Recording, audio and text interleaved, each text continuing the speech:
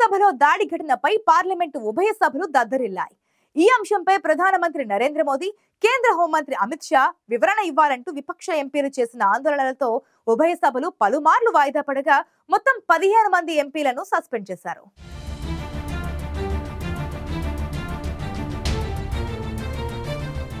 లోక్సభలో భద్రతా ఉల్లంఘన ఘటనపై విపక్షాల ఆందోళనలతో పార్లమెంట్ అట్టుడికింది.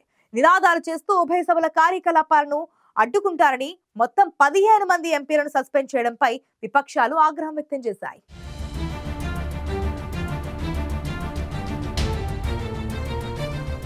లోక్సభలో డిసెంబర్ 13న జరిగిన స్మోక్ దాడి ఘటనపై పార్లమెంటు ఉభయ సభలు దద్దరిల్లాయి. లోక్సభలో భద్రతా ఉల్లంఘన ఘటనపై విపక్షాల ఆందోళనతో పార్లమెంటు అట్టుడికింది.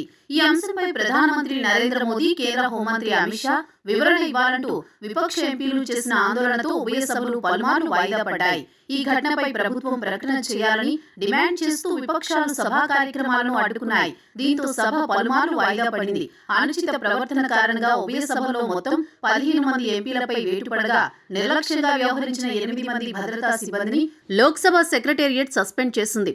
లోక్సభలో నినాదాలు చేస్తూ సభా కార్యకలాపాలను అడ్డుకుంటున్నారని 14 మంది ఎంపీలను ఈ సమావేశాలు ముగిసే వరకు సస్పెండ్ చేశారు స్పీకర్ ఓం బిర్లా.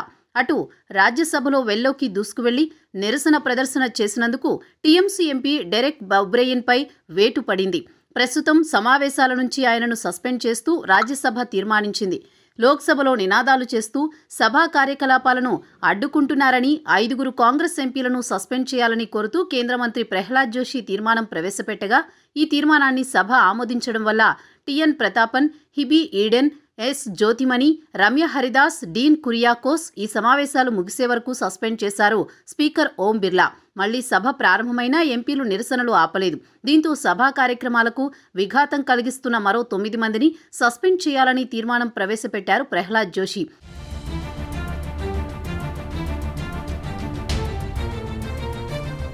దీంతో 9 మందిని సస్పెండ్ చేశారు. సస్పెండ్ అయిన వారిలో Benny Behanan, VK Sreekandan, Mohammed Javed, PR Natarajan, Kanimozhi, K Subramaniam, SR Parthiban, S Venkatesan, Manickam Tagore ఉన్నారు. అంతకుముందు ప్రతిపక్ష ఎంపీల నిరసనల మధ్య కేంద్ర మంత్రి ప్రహ్లాద్ లోక్సభ భద్రతా ఉల్లంఘనపై మాట్లాడారు. లోక్సభలో భద్రతా ఉల్లంఘనపై ఉన్నత స్థాయి విచారణకు ఆదేశించామని ఆ అంశాన్ని రాజకీయం చేయవద్దని ప్రతిపక్షాలకు విజ్ఞప్తి చేశారు. పార్లమెంటు ఛాంబర్లో డిసెంబర్ 13న జరిగిన దురదృష్టకర ఘటన ఎంపీల భద్రతకు సంబంధించి తీవ్రమైనదిగా పరిగణిస్తున్నామని తెలిపారు. ఆ ఘటన జరిగిన వెంటనే లోక్సభ స్పీకర్ ఓం బిర్లా ఫ్లోర్ లీడర్లతో సమావేశం నిర్వహించి పార్లమెంటు భద్రతను మరింత పటిష్టం చేసేందుకు విపక్షాల సూచనలు విన్నారని జోషి పేర్కొన్నారు.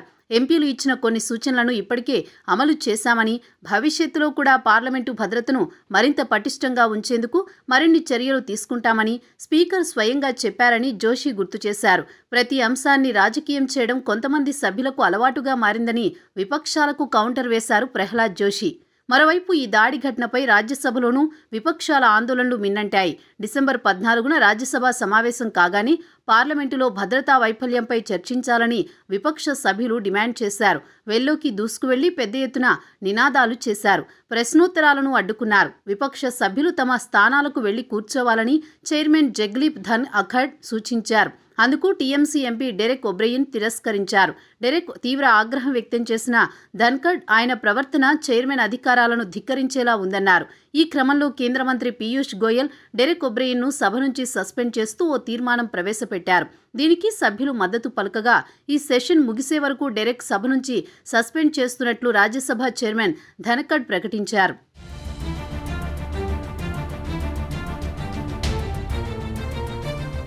ఇక పార్లమెంటు వెలుపల సైతం అధికార విపక్షాల మధ్య మాటల యుద్ధం నడిచింది. సెక్యూరిటీ ఉల్లంఘన ఘటనతో కాంగ్రెస్, కమ్యూనిస్టులకు సంబంధం ఉందని బీజేపీ ఆరోపించింది. రాహుల్ గాంధీ భారత్ జోడో యాత్రలో క్రియాశీలకంగా పాల్గొన్నవారు గతంలోనూ అనేక నిరసనలు చేశారని బీజేపీ ప్రతినిధి అమిత్ మాలవీయ ఆరోపించారు. మరోవైపు నిందితులకు పాసులు ఇచ్చిన బీజేపీ ఎంపీ ప్రతాప్ సింహపై కఠిన చర్యలు తీసుకోవాలని కాంగ్రెస్ డిమాండ్ చేసింది. కేంద్ర హోంమంత్రి 2 సభల్లో వివరణ ఇవ్వాలని, అనంతరం చర్చకు అవకాశం కల్పించాలని కాంగ్రెస్ ఎంపీ జైరాం రమేష్ డిమాండ్ చేశారు. విపక్షాలు చేస్తున్న న్యాయబద్ధమైన డిమాండ్లను మోదీ సర్కార్ పట్టించుకోకపోవడం వల్లే పార్లమెంటు వాయిదా పడుతోందని వ్యాఖ్యానించారు. ఇక పార్లమెంటులో చెలరేగిన అలజడిపై ప్రధాని నరేంద్ర మోదీ కీలక మంత్రులతో ఉన్నత స్థాయి సమావేశం నిర్వహించారు. కేంద్ర హోంమంత్రి అమిత్ షా, రక్షణ మంత్రి రాజ్నాథ్ సింగ్, మంత్రులు ప్రహ్లాద్ జోషి, అనురాగ్ ఠాకూర్, పీయూష్ గోయల్ తదితరులు ఈ భేటీలో పాల్గొన్నారు. బీజేపీ జాతీయ అధ్యక్షుడు జేపీ నడ్డా కూడా సమావేశానికి హాజరయ్యారు.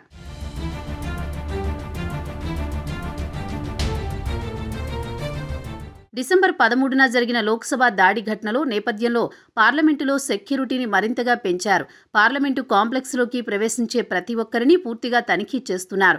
పార్లమెంటు భవనానికి దూరంగానే బారికేడ్లు ఉంచిన భద్రతా సిబ్బంది ఐడీ కార్డులు తనిఖీ చేశాకే లోపలికి అనుమతిస్తున్నారు. మకర ద్వారం నుంచి ఎంపీలను మాత్రమే అనుమతించారు. ఎంపీల డ్రైవర్లను లోపలికి అనుమతించడం లేదు. మీడియాను పాత భవనం గేట్ నంబర్ 12 వద్దకు తరలించారు. పార్లమెంటు వద్దకు వచ్చిన మేఘాలయ సీఎం కాన్రాడ్ సంగ్మాను మకర ద్వారం నుంచి వెళ్లేందుకు అనుమతించలేదు. దీంతో కారు దిగిన సంగ్మా నడుచుకుంటూ శార్దూల్ ద్వారం నుంచి లోపలికి వెళ్లారు. మరోసారి ఎలాంటి ఘటన చోటు చేసుకోకుండా సెక్యూరిటీ నిఘా పెంచారు. అయితే పార్లమెంటు భద్రతపై ఉత్పన్నమైన అనుమానాలకు ఎలాంటి చర్యలు చేపడతారనేది ఆసక్తికరంగా మారింది.